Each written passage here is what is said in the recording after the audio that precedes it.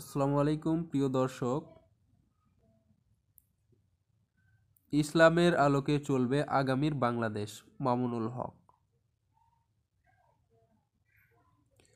বাংলাদেশ খেলাফত মজলিসের আমির ও হেফাজতে ইসলাম বাংলাদেশের যুগ্ম মহাসচিব মাওলানা মামুনুল হক বলেছেন, আগামীতে বাংলাদেশ চলবে ইসলামের আলোকে, আর সেই আলোকে অন্যান্য ধর্মাবলম্বীদের ধর্ম পালনে নিরাপত্তার ব্যবস্থা করবে মুসলিম ভাইরা।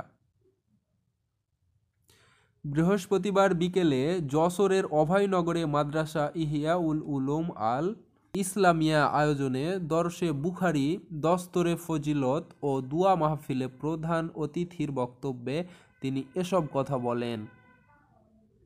মামুনুল হক আরও বলেন, দেশের ৯০% মুসলমান ইসলামী আদর্শ নিয়ে চলতে চায়, তাই বাংলাদেশ চলবে ইসলাম অনুযায়ী, কুরআন হবে আমাদের সংবিধান।